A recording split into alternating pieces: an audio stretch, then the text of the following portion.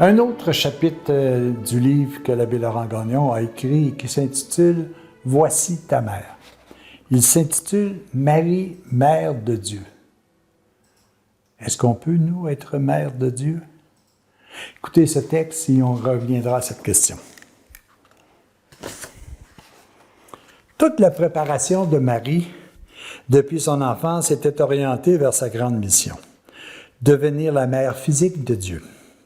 C'était le rêve de toute femme juive de devenir la mère du Messie promis durant les 20 siècles de l'histoire d'Israël. Les faveurs de Dieu sont toujours méritées. Même la miséricorde de Dieu n'est pas déclenchée sans un effort et une démarche de notre part.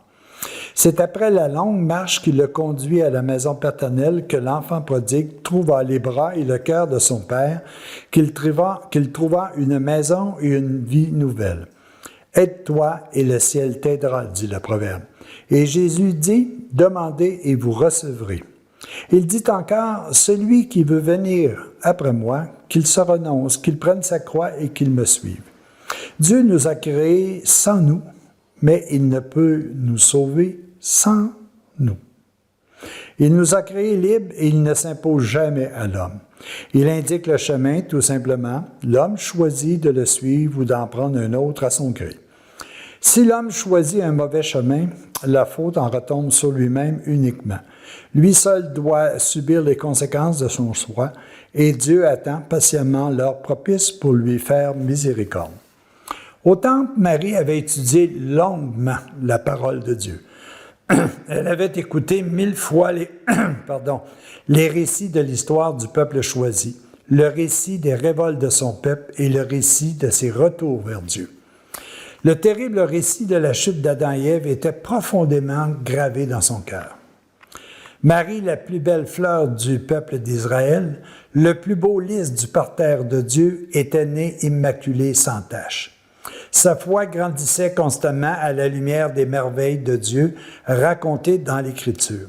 Entre le bien et le mal, elle avait de tout son cœur choisi le bien. Elle avait choisi le chemin de la foi en la parole de Dieu, le chemin de l'accomplissement de la volonté de Dieu. Au temple, Marie avait grandi constamment dans la foi et l'amour à cause de sa fidélité parfaite. Comme le dit saint Bernard, elle était devenue une mère digne de Dieu. Toutes les beautés étaient réunies en Marie, mais toutes ces beautés et toutes ces vertus étaient animées par l'amour, sans lequel tout le reste ne vaut rien. Son amour fusionnait sa volonté avec celle de Dieu. En toute vérité, l'ange Gabriel lui dit, « Je te salue, comblée de grâce, le Seigneur est avec toi. » Le Très-Haut s'était préparé une demeure parfaite sur la terre. Le Verbe de Dieu pouvait s'incarner, devenir un homme comme nous, recevoir un corps parfait, indispensable pour qu'une âme parfaite puisse y opérer librement et sans entrave. Marie est réellement mère de Dieu, mère du Fils unique et éternel de Dieu. C'est la mère immaculée, celle qui avait été conçue sans tache par deux âmes saintes qui l'avaient longtemps désirée. Sa naissance et sa conception s'étaient opérées, au dire de Catherine Emmerich, de la même façon qu'Adam et Ève avaient donné naissance à leur enfant avant la chute, qui malheureusement, cette chute qui les a plongés dans l'animalerie et le désordre sexuel.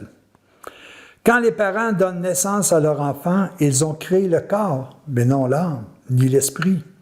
Pourtant, ceux qui naissent d'eux sont réellement leurs enfants. Jésus avait un corps et une âme créés. Marie a donné à Jésus un corps parfait. L'âme est venue de Dieu comme pour tout enfant. De plus, le Verbe de Dieu, le Fils éternel du Père, vint s'incarner en cet enfant, le Fils de Marie. C'est Marie qui lui a permis de devenir homme. Marie est donc réellement la mère du Verbe de Dieu incarné, l'heureuse mère du Fils de Dieu né d'elle sur la terre. Il s'est penché sur son humble servante, désormais tous les âges lui diront bienheureuse. Est-ce que nous n'aurions pas ce désir, nous autres aussi, d'entendre cette dernière phrase? Il s'est penché sur notre humble demeure, et désormais tous les âges nous diront bienheureuse. Si nous sommes capables d'entendre cette phrase, c'est que nous sommes capables aussi de la réaliser.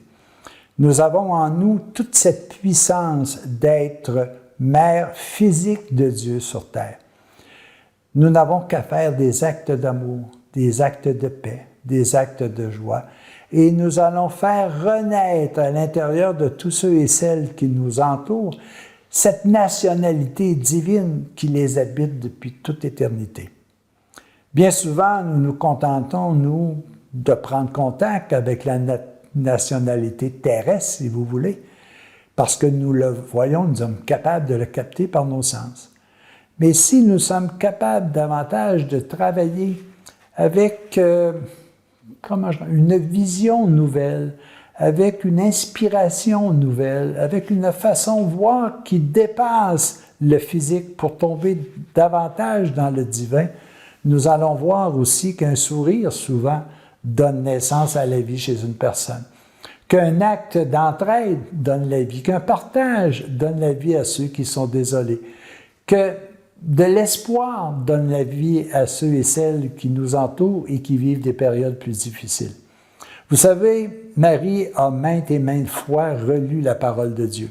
Puis je peux vous le dire par expérience personnelle, combien d'entre nous avons véritablement lu la parole de Dieu? Lu veut dire aussi scruter la parole de Dieu. Nous autres, on dit, oh, il y a tellement d'autres choses à lire, tu sais, l'exploit de, puis les bienfaits de, puis bon, etc., mon jardin, puis etc. Et je ne dis pas que ces choses ne sont pas correctes, mais les véritables lectures que nous devons mettre dans notre vie, c'est les lectures qui vont nous libérer, qui vont créer en nous un paradis qui est terrestre, mais qui est aussi éternel. Est-ce que nous nous consacrons, nous aussi, comme Marie l'a fait, à pouvoir approfondir? Et plus nous allons l'approfondir, plus que tout cela va s'illuminer à l'intérieur de nous, va rendre facile. Alors oui, mes amis, Mère de Dieu, ça nous est donné comme mission. Parce que nous avons à l'intérieur de nous ce germe qui donne naissance au bonheur sur tous ceux et celles qui nous entourent, mais aussi à l'intérieur de nous. Réfléchissons bien à cette parole de ce livre, qui dit que Marie est Mère de Dieu, mais que nous sommes tous aussi Mère de Dieu. Et prenons les mêmes moyens que Marie a pris pour pouvoir faire germer en elle la présence de Dieu sur un plan terrestre. Nous sommes capables de le faire.